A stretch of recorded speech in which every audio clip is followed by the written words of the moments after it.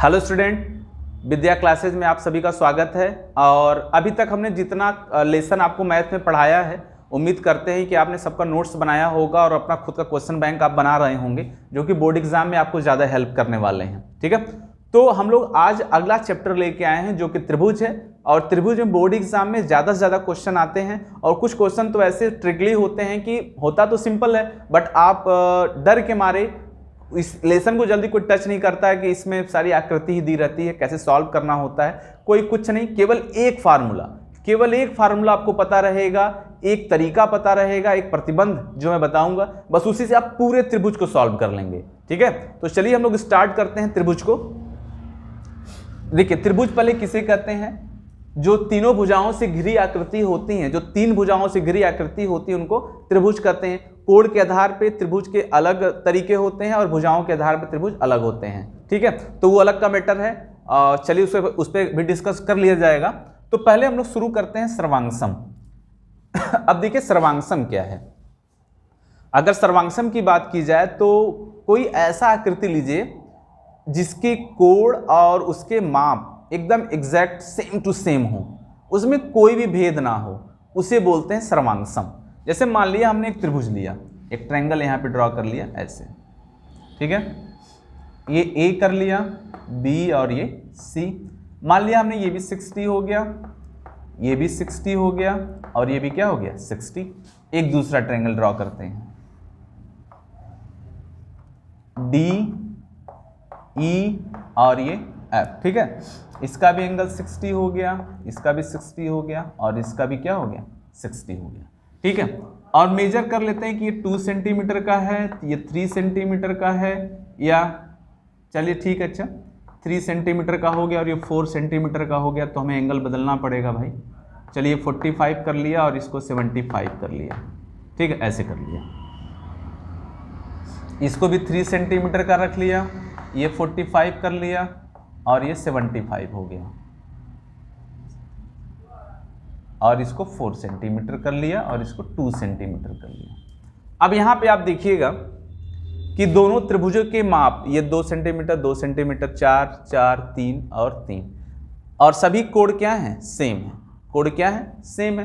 तो अगर एक त्रिभुज को दूसरे त्रिभुज पे उठा के रख दिया जाए, मतलब इसको उठा के इस पे ऐसे रख दिया जाए, तो हर माप, इसका माप इसके बराबर, AC का माप DF के बराबर, BC का माप EF के बराबर, एकदम सेम टू सेम हो जाएंगे ना।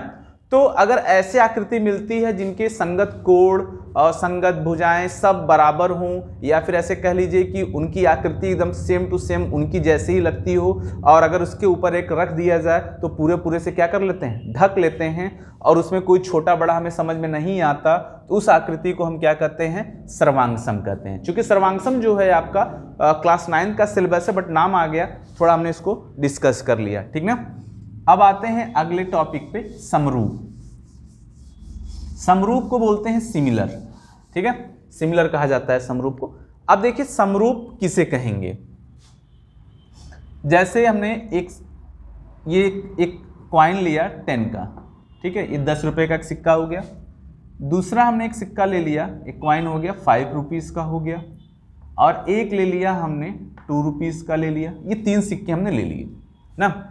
तो अब ये कहेंगे कि यह भी सिक्का तो ऐसे गोले रूप में है, यह भी गोले में है, और ये भी क्या है, गोले में है, लेकिन ये 10 का थोड़ा बड़ा है, 5 का छोटा है, 2 का जो होता है 5 के सिक्के थोड़ा सा बड़ा होता है ना।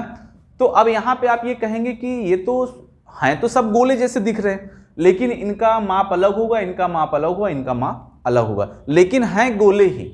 तो अगर आकृति इनकी सेम बता दे कि यह गोला गोला गोला, ऐसे ये छोटा है ये बड़ा है, अगर ऐसे भी आपने कर दिया, इतना भी छोटा कर दिया, तो आप बोलेंगे ना कि ये गोला है, तो ये लोग समरूप हैं। ये सभी क्या हैं, समरूप हैं, लेकिन सर्वांगसम नहीं है। सर्वांगसम का प्रतिबंध होता है कि अगर ये 10 का सिक्का है तो दूसरा भी 10 का सिक्का ही रखना, क्योंकि जब एक सिक्के पे दूसरा सिक्का हम रख दें तो पता ना चले कि वो 2 हैं, लगे कि एक ही सिक्का है। ठीक, वो सर्वांगसम में आता है। हाँ, सर्वांगसम और समरूप में देखिए एक इंपॉर्टेंट क्वेश्चन एग्जाम में बन सकते हैं ऐसे, कि जो सर्वांगसम होता है, जो आकृति क्या होती है, सर्वांगसम, ठीक है ना, वह समरूप भी होती है। क्या होती है, समरूप होती है। ठीक, जैसे 10 का सिक्का हो गया, हमने यहाँ 10 का सिक्का एक मिनट रुकिए थोड़ा बना दें अच्छे से। हाँ, 10 का सिक्का, ये दोनों, तो ये दोनों क्या है, सर्वांगसम है, लेकिन साथ साथ गोले गोले में भी हैं, तो ये क्या हो गए, समरूप भी है ना। हाँ, लेकिन अब देखिए ये सब समरूप हैं, ये सब क्या है, समरूप हैं, लेकिन सर्वांगसम नहीं हो सकते। तो जो समरूप होंगे वह कभी भी सर्वांगसम, यहाँ पे हटा दीजिएगा, हाँ, सर्वांगसम नहीं होते। समरूप जो होते हैं वह सर्वांगसम नहीं होते, जबकि सभी सर्वांगसम क्या होते हैं, समरूप होते हैं। ठीक है ना। तो ये जो हमारी पहला डिस्कस रहा सर्वांगसम और समरूप पर, दोनों आपने पढ़ लिया ना। तो दोनों में अंतर समझ लीजिएगा कि जो सर्वांगसम होता है वो समरूप होता है, लेकिन जो समरूप होता है वह सर्वांगसम नहीं हो सकता। ठीक, अब अगला हम लोग पढ़ लें। देखिए जो अगला हम लोग का टॉपिक है किसका है भाई, समरूप बहुभुज। तो पहले बताइए कि बहुभुज किसे कहते हैं। ठीक है, बहुभुज का क्या मतलब होता है, जिसके पास बहुत भुजाएं हों उसे क्या कहते हैं, बहुभुज। तो जिसके पास 3 भुजाएं हैं वह त्रिभुज, 3 से ज्यादा हो गया चतुर्भुज, तो 3 से ज्यादा वाले को ही बहुभुज आप बना सकते हैं। ठीक है, अब देखिए बहुभुज, समरूप बहुभुज का क्या मतलब हो गया। अब यहाँ पे आपको जो मैं प्रतिबंध बता रहा था उस प्रतिबंध की हम बात कर लेते हैं। हमने यहाँ पे 2 आयत बना लिए हैं। ठीक है, थोड़ा सा आयत है तो नहीं समझ में आया, थोड़ा सी लंबाई बढ़ा देंगे तो आयत, नहीं तो वर्ग जैसा लगने लगेगा ना, ये आयत हो गया। ठीक है, थोड़ा इसको भी बढ़ा देते हैं हम लोग, नहीं आप बोलेंगे कि ओके, ठीक है ना। ये दोनों आयत हो गए। तो पहले मैं आपको बता देता हूं कि समरूप और बहुभुज और त्रिभुज, देखिए 2 कंडीशन होते हैं, वह 2 कंडीशन आपको याद होना चाहिए। अगर वो आप कंडीशन याद कर लेते हैं या वो कंडीशन को आप समझ लेते हैं, त्रिभुज में कोई मैटर नहीं रह गया जो आप ना कर पाए। पहला प्रतिबंध क्या है, संगत कोण बराबर होने चाहिए। संगत कोण क्या होने चाहिए, बराबर होने चाहिए। ठीक है, नंबर 2 क्या है, संगत भुजाएं समानुपाती होनी चाहिए।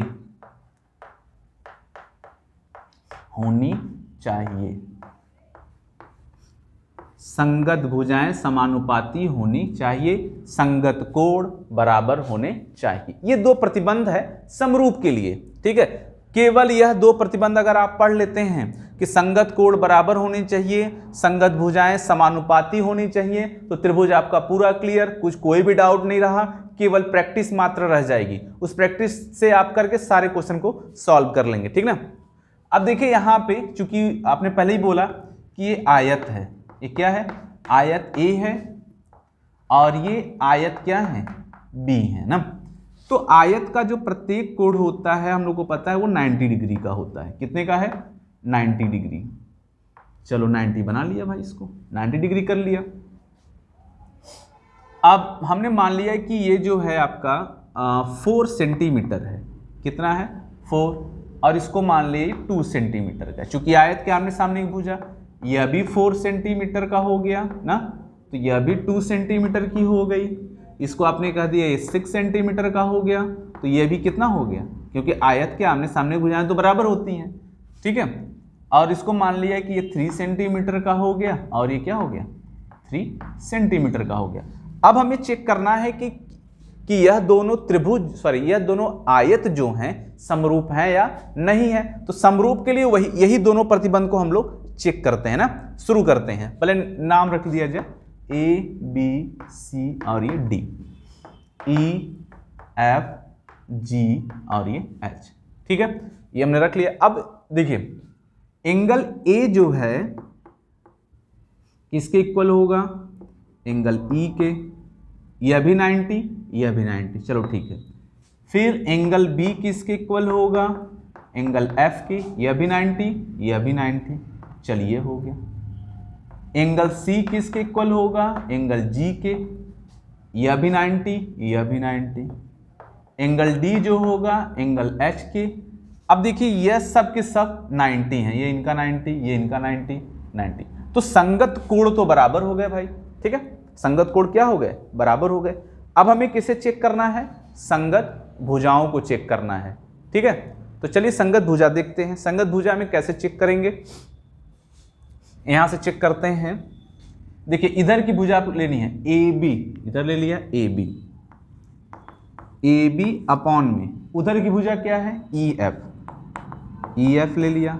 ठीक है, चलो ए बी ले लिया, फिर बी सी, बी सी ले लिया, उधर की भुजा एफ जी कर लिया, इधर ले लिया सी डी ले लिया, उधर की भुजा जी एच ले लिया, इधर की भुजा हमने ए डी ले लिया, इधर की भुजा एच ई ले लिया। ठीक है, अब वैल्यू रखिए, ए बी का वैल्यू कितना है 6 और ई एफ का कितना माना गया 3। ठीक है, बी सी कितना है आपका 4, उधर क्या है 2, यह भी 6 है, ये भी 3 है, ये भी 4 और ये भी 2, तो कट किया जाए 3 2 जा, ये भी 2, ये भी 2, ये भी 2, तो यहाँ पे हम देख रहे हैं 2/1 2/1 2/1 सबका 2 2 2 आ गया ना। सभी संगत भुजाएं समानुपाती होनी चाहिए।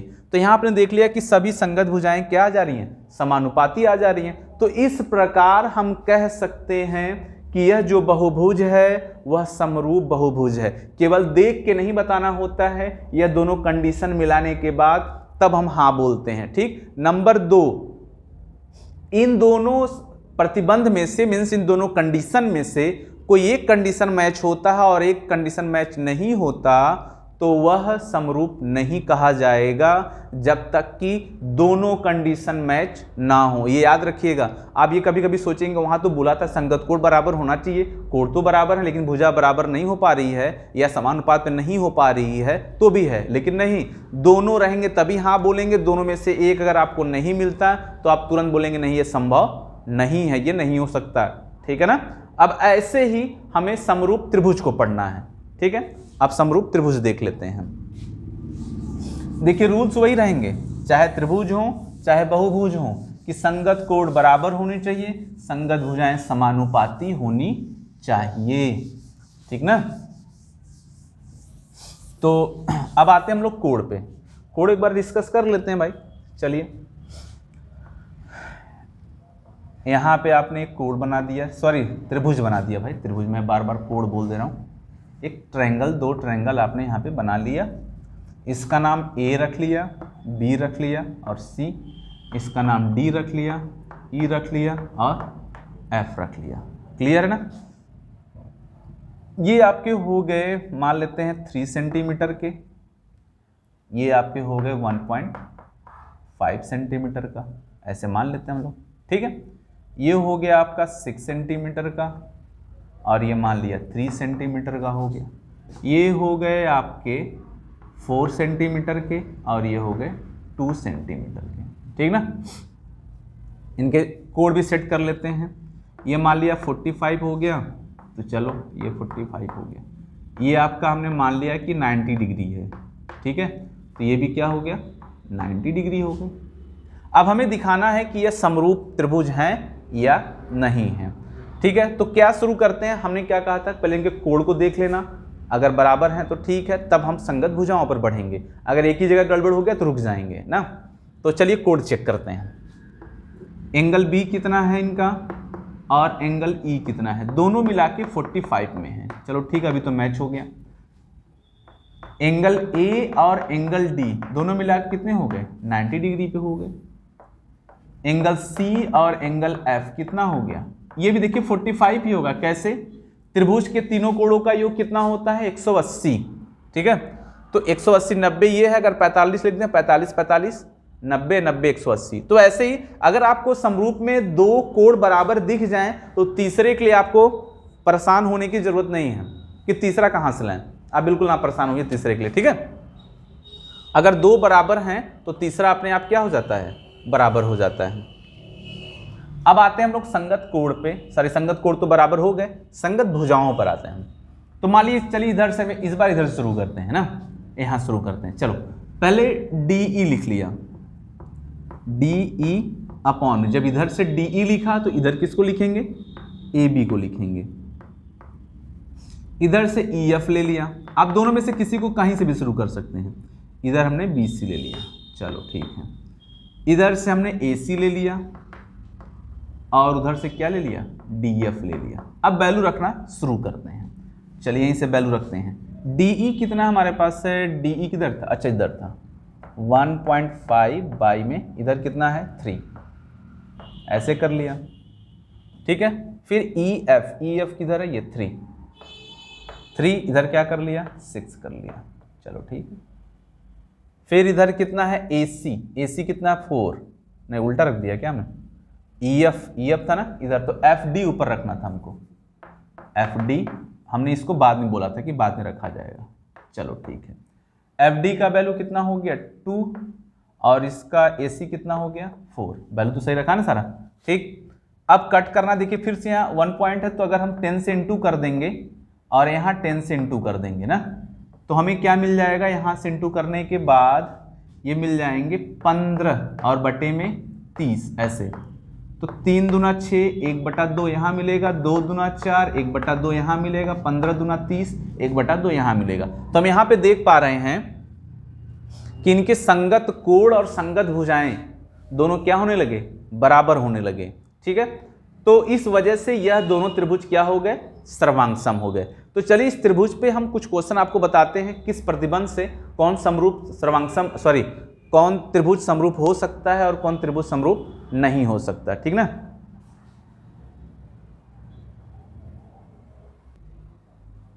चलिए अगला क्वेश्चन देखते हैं, हम लोग शुरू करते हैं। देखिए ये 2 त्रिभुज हैं, इन त्रिभुजों को हमें चेक करना है कि ये समरूप हैं या नहीं है। देखिए बहुत इंटरेस्टिंग क्वेश्चन है, ध्यान से देखिएगा इस क्वेश्चन को, ठीक है, क्योंकि आप पढ़ते रहिए, नोट्स बनाते रहिए। मेन समस्या तो यहाँ के बच्चे आप केवल देख लेते हो, देखने से कोई काम नहीं चलता, आपको नोट्स बनाना पड़ता है। नोट्स बनाए रहेंगे तो वह आपका क्वेश्चन बैंक कहलाएगा, ठीक ना। तो चलिए स्टार्ट करते हैं, देखते हैं पहले क्या क्या हमें दिया हुआ है। यहाँ पे तो 80 दिया, अच्छा इस फिगर में भी 80 होगा, रुकिए मैं क्वेश्चन देख लेता हूँ। ओके यहाँ पे दिया हुआ 80 डिग्री, चलिए ठीक, अब मैच हो गया। अब यहाँ पे देखिए, अब कहाँ बच्चे कंफ्यूज होते हैं और कहाँ पे उनको डाउट होता है, आज हम लोग वो सीखेंगे कि जो डाउट होगा उसको कैसे क्लियर किया जाएगा। आज हम लोग वही सीखने वाले इस क्वेश्चन को देखते हुए। सबसे पहले अगर हम एंगल ए मिलाते हैं 80 डिग्री, 80 है ना यहाँ पे, ठीक है, और यहाँ पे भी 80 है, ये दोनों मैच तो हो रहे हैं, ठीक है। देखिए अगर ये एंगल मैच हो रहा है ना, तो इनकी जो ये दोनों संगत भुजाएं हैं ये दोनों भी मैच होनी चाहिए, प्रतिबंध के हिसाब से ही होता है। अब ये नहीं कि हम इस भुजा को किसी और भुजा से मैच, जैसे देखिए ये इससे लगा हुआ है ना, इसका इसके साथ अनुपात करा दो, इसका इसके साथ अनुपात करा दो, इसके साथ अनुपात कराएंगे तो गलत हो जाएगा, ठीक है, क्योंकि देखिए यह 80 है तो ये 2 भुजा हैं, ये 80 है तो ये 2 भुजा हैं। तो यहाँ पे तो हम देख पा रहे हैं इस भुजा का माप ही नहीं दिया हमें, इस भुजा का तो माप ही नहीं दिया। तो यदि हम लिख दें कि चलो ठीक है कि यदि एंगल ए और एंगल एफ ये इक्वल तो हो गए, ठीक है, लेकिन अब इनकी संगत भुजा की हम बात कर लें तो इधर संगत भुजा हो जाएगी ए बी। अब उधर देखिए इन दोनों में से आप किसी को ले सकते हैं इसके इक्वल, आप थोड़ा दिमाग लगा के सेट कर सकते हैं। देखो 2.5 ढाई का दूना कितना होता है 5, तो चलो ठीक है, अगर हमने इधर ए बी ले लिया तो उधर हम डी एफ ले लेते हैं, ठीक है, कोई दिक्कत नहीं है। और जब हम अब ये ना कोण के साथ दोनों भुजाएं, अगर इधर हमने ए सी ले लिया तो इधर तो हमें ई एफ लेना पड़ेगा। चलो यहां तक तो रख लिया। अब तीसरी भुजा की तो बात ही नहीं बनी, क्यों? क्योंकि तीसरी भुजा तक तो अभी हम पहुंचेंगे नहीं, क्योंकि यहीं पे ये रिजेक्ट हो जाएंगे। कैसे? देखिए ए बी का वैल्यू क्या हो गया 2.5 हो जाएगा, डी एफ कितना हो गया 6 हो गया, कहाँ गया डी एफ 5 हो गया। ओके ए सी पता ही नहीं, ए सी तो पता ही नहीं, और ई एफ 6। अब देखिए ए सी के बारे में हमें कोई जानकारी ही नहीं है, ठीक। कुछ बच्चे क्या सोचते हैं, देखिए कुछ बच्चे ऐसे भी सोच सकते हैं कि अच्छा 2.5 दूना 5, 3 दूना 6 हो तो गया भाई, दोनों भुजाएं संगत तो हो गई, एक कोण भी मिल गया। लेकिन आप गलत हो जाएंगे, कोण के साथ दोनों भुजाएं, इस कोण के साथ दोनों भुजाएं, इन दोनों को संगत में रखना पड़ेगा। तीसरा अगर अलग, जैसे ये अलग हो गया ये अलग हो गया, तो आप इसको आगे लिख सकते हो, ठीक है, आगे लिख सकते हो भाई, ये तीसरा BC और इधर से DE लिख दिया। तो यहां पे भी DE नहीं पता हमें, तो बहुत सारी राशियां क्या हो गई इसमें, अज्ञात हो गई भुजाएं, ये हमें पता ही नहीं है, तो आप बोलेंगे कि नहीं यह समरूप नहीं है। ठीक ना। देखिए ऐसे भी क्वेश्चन एग्जाम में आते हैं और बच्चे तुरंत हाँ बोल सकते हैं, ये 80 ये 80, ये 2.5 दूना 5 हो गया, 3 दूना 6 हो गया, बराबर तो मिल गया। लेकिन तीसरी भुजा आप सोच ही नहीं पाएंगे और फट से हाँ बोल देंगे। क्लियर ना। तो ऐसे ध्यान दीजिएगा। ठीक है, चलिए दूसरा एग्जाम्पल देखते हैं। चलिए अगला क्वेश्चन देख लेते हैं हम लोग। देखिए यह भी हमें प्रूफ करना है कि समरूप है या नहीं है। भाई अब इनको भी प्रूफ करके देखा जाए समरूप है या नहीं है। स्टार्ट करते हैं। देखो सबसे पहले हमने आपको क्या बताया था, जो कोण पकड़ना उसके दोनों किनारे पकड़ लेना, बस पकड़ के बैठ जाना भाई, यही है सब कुछ जो होना यही करेगा आप। ठीक है, तो एक बार मैं देख लेता हूँ कि कहीं गड़बड़ तो ना हो जाए। सारा साइड सेम सेम है ना, 2.5 और ये 10 हो गया। ठीक है 5 और ठीक है, चलिए सब सही तो लग रहा है मुझे, फिर देखा जाएगा। गलत होगा तो भी पकड़ा जाएगा, सही होगा तो भी पकड़ा ही जाएगा। तो सबसे पहले हम देख लेते हैं, ये भी 70 लिखा हुआ है, ये भी 70 लिखा हुआ है, तो m angle m equal to angle q, ये दोनों वैल्यू कहाँ आ गए, 70 डिग्री पे आ गए। चलो ठीक है यार, ये और ये तो 70 डिग्री पे आ गए। अब बचे ये दोनों साइड, ये दोनों साइड। ठीक है, तो मान लिया अगर हमने, देखो हमने क्या कहा था, एक बार मैच करा लेना। जैसे देखो 2.5 दूना 5, 5 दूना 10, चूंकि यही दोनों साइड हमें, ये दोनों साइड लेना है 100% फिक्स है, लेकिन मैनेज करना अपना काम है, किसको किसके साथ रखें ये अपने को सीखना पड़ेगा। तो यहां पे हमने रख दिया mn और यहां पे रख दिया pq। ठीक, यहां पे रख दिया ml और वहां पे रख दिया qr। तीसरे भुजा के बारे में कोई जानकारी नहीं है। ठीक है, अगर हमारी दो संगत भुजाएं मैच खा जाती हैं और एक एंगल मैच खा जाता है तो वह समरूप है, यह भी आप याद रखिएगा। ठीक है, कि हमारी एक भुजा और एक कोण और दो संगत भुजाओं का समानुपात या अनुपात बराबर हो जाता है तो वह समरूप क्या होते हैं, वह त्रिभुज क्या होते हैं, समरूप होते हैं, यह भी याद रखिएगा। ठीक, तो रखिए mn कितना है, mn आपका है 2.5 और pq कितना है 5, ml कितना है 5, qr कितना है 10। कट कर देते हैं। देखो अब यहाँ पे डेसिमल हटाने के लिए आपको 10 से क्या करना होगा, इनटू कर देंगे, तो यहाँ तो हो जाएगा 25 और नीचे कितना हो जाएगा 50 और 5/10, तो 25 दूना 50, 5 दूना 10, यानी मिला जुला के 1/2। तो आप आंसर में क्या लिखेंगे, आंसर में लिख देंगे भाई कि एक कोण जो है, एक कोण बराबर है, एक कोण क्या है बराबर है, मतलब एंगल m जो है वह एंगल q के बराबर है, तथा दो भुजाएं समानुपाती हैं। दो भुजाएं क्या हैं, समानुपाती हैं। ये लिखने के बाद आप ये वाला वैल्यू रख दीजिएगा, बस आप प्रूफ हो गए। ठीक है, तो बच्चों आज हम लोग यहीं पे क्लास ओवर करेंगे। चूँकि आपको मैंने पहले ही बताया था ज़्यादा लंबा वीडियो नहीं होना चाहिए, छोटे छोटे में करेंगे। और हाँ, कल की प्लानिंग ये रहेगी कि कल हम लोग थेल्स थ्योरम लेके आएंगे और नेक्स्ट वीडियो जो हम लोग का रहेगा थेल्स थ्योरम का रहेगा। और मैं चाहूँगा कि थेल्स थ्योरम मेरे पढ़ाने से पहले एक बार आप उसको जरूर देख लीजिएगा। ठीक है, जब देखे रहेंगे तो आपको लगेगा कि हाँ हमको आ रहा है, वरना मैं तो यहाँ बताऊँगा ही। ठीक ना, तो आप मन से पढ़िए और पूरे नोट्स बनाते रहिए। Best of luck.